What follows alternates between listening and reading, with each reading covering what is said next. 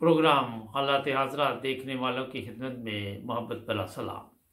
नाज़रीन, पाकिस्तान में जो हालात आजकल आप देख रहे हैं, चौधरी बरदरान चौधरी शुजात का जो बेटा है, इतला ये है कि वहाँ पे भी डॉलरों की बोरियां खोल दी गई हैं।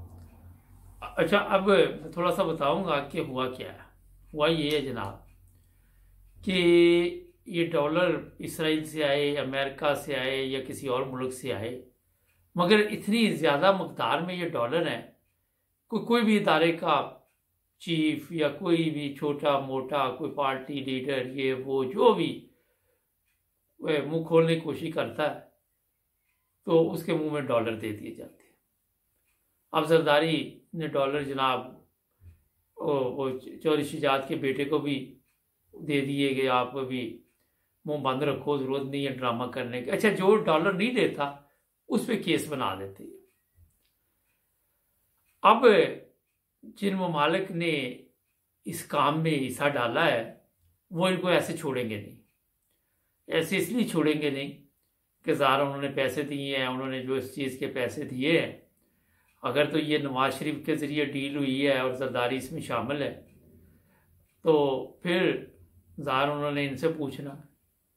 और जिस तरह आपके इल्म में है कि इमरान खान को ये डर है कि उसकी जान को ख़तरा है, इसी तरह जिसने भी इन दोनों ये चारों या जो भी 100, 200, 500, 1000 लोगों को ख़रीदा है, उन्होंने ये तो बताया होगा कि अगर आपने ये काम ना किया तो फिर आपकी जान भी खतरे में है।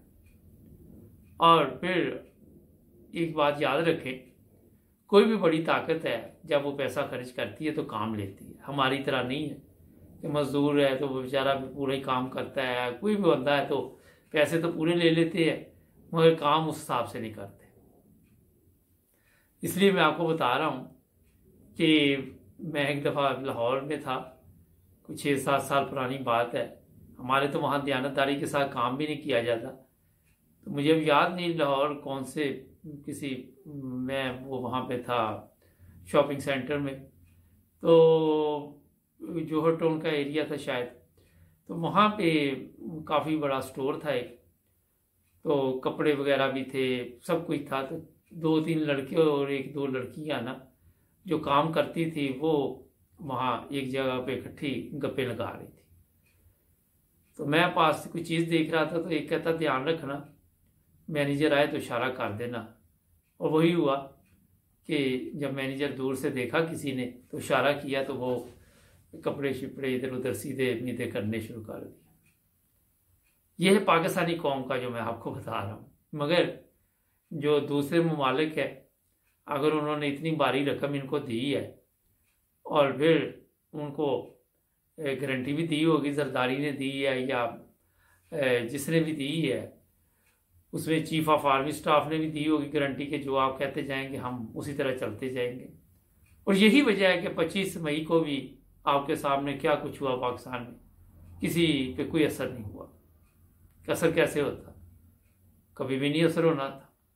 ऐसे ही है कि कहीं पे डाका डाला हो तो वहाँ जो शरीक होगा, चाहे वो किसी मीटिंग में बैठ जाओ, कहीं बैठ जाओ, जिसने उसमें हिस्सा डाला होता है वो बोलता नहीं, वो खामोश रहता है। वो कहता है यार, क्योंकि उसके पास भी वो पैसे होते।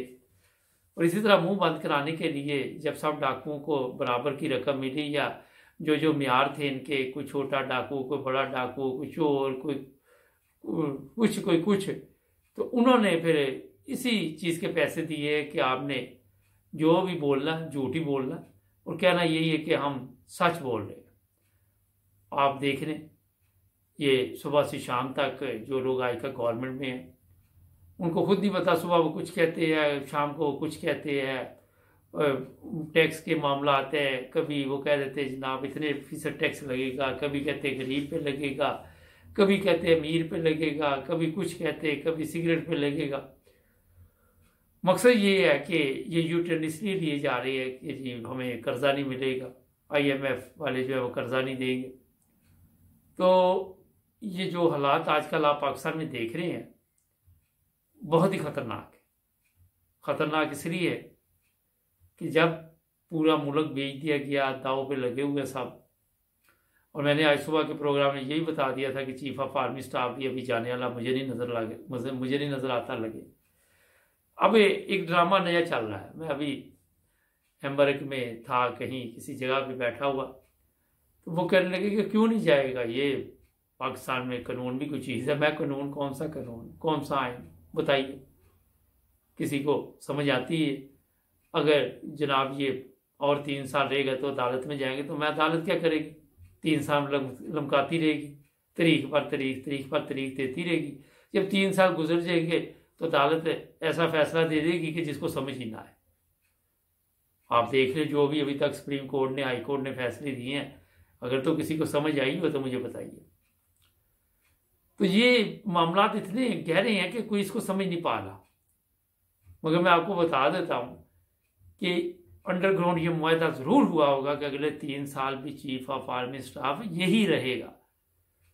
और एक सूरत हो सकती है कि जिस तरह सोशल मीडिया पे इस तरह की बातें चल रही है कि चीफ ऑफ आर्मी स्टाफ जो है वो अपना नया आने वाला है, ये भी एक ड्रामा है। और ये भी ड्रामा है कि हम गवर्नमेंट कर पा रहे, कुछ वजीर आके बयान देते हैं, फिर वो कह देते कोई बात नहीं हम संभाल लेंगे। ये मुकम्मल तौर पे एक ऐसी माफिया है जो रोज़ाना माइंड चेंज करती है, मगर माइंड चेंज नहीं होते इनके। इन्होंने एक प्लानिंग बनाई हुई है इमरान खान को बेवकूफ़ बनाने की। अदारों को तो पहले ही उन्होंने खरीद दिया हुआ है। कोई जो चंद शरीफ आदमी उनको बेवकूफ़ बनाने की। हमारी मीडिया पे भी आके कह रहे हैं जी बड़ी जल्द इलेक्शन होंगे, ऐलान होगा जल्दी, इनके मामला जैसे इनके केस ख़त्म हो जाएंगे। आज फिर अगर सुप्रीम कोर्ट के जनाब ये कानून, जिस तरह इमरान खान ने आज अपील डाल दी है, वो कहे जनाब ये कानून, मगर सुप्रीम कोर्ट कहेगा नहीं। सुप्रीम कोर्ट को भी तो उन्होंने बंदोबस्त किया हुआ है ना, जो रात को 12 बजे खुल गया था। तो ये मैं बता देता हूँ कि मुकम्मल तौर पर एक ऐसे वो जंजालपुरे में फंस चुके हैं ये अवाम। इसमें अवाम का भी कसूर है। अवाम ने भी अपना हक अदा नहीं किया। वह अवाम ने भी अपने जो मसाइल थे उनकी तरफ तवज्जो नहीं दी। उन्होंने भी, मेरा ख्याल है कि उन्हें भी सजा इस चीज़ की मिल रही है। अभी मेरा ख्याल पार्टी शुरू हुई है, अंजाम क्या होगा अल्लाह बेहतर जाने। ये चंद चीज़ें मैंने आपको बता दी हैं।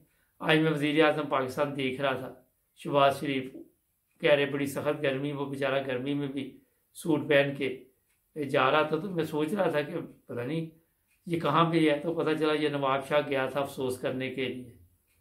तो जिस वज़ीर आज़म की ये हालत है उसको पता ही ना मौसम क्या है, मौसम के मुताबिक क्या करना।